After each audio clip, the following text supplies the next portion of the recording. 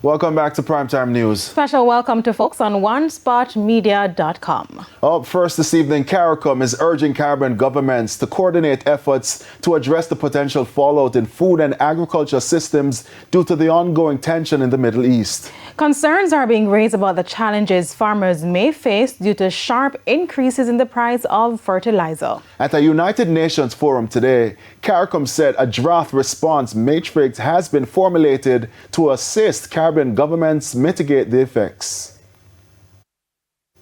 The forum was hosted by the Food and Agriculture Organization of the United Nations Friday afternoon.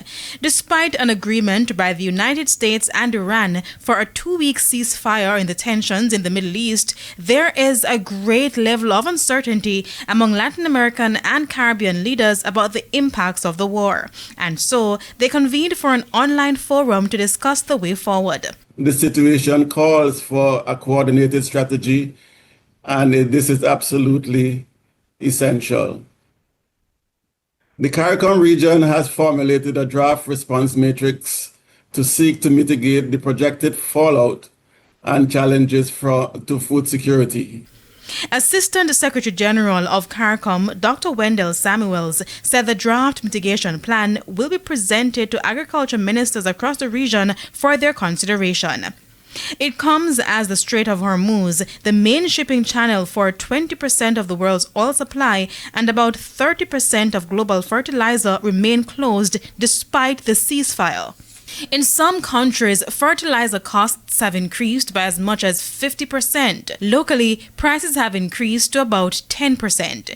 Short-term mitigation must include prioritizing strategic crops and promoting alternative or organic inputs where feasible. The strategic plan by CARICOM will also look at food security on a whole, as a fallout in fertilizer distribution is projected to reduce agricultural yields. Governments may need to rely on well-targeted food subsidies, cash transfers, and school feeding programs to protect the most vulnerable. However, the extent of these interventions are severely limited by the member states' dearth of fiscal space and elevated public debt levels. CARICOM stressed that the region is among the most vulnerable to the effects of the war, and leaders have to coordinate efforts in order to prevent serious economical challenges. For CARICOM economies with limited storage and just-in-time import systems, these disruptions can rapidly translate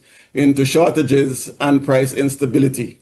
Immediate coordination around essential imports is required, while medium-term solutions must include regional shipping arrangements and regional strategic reserves.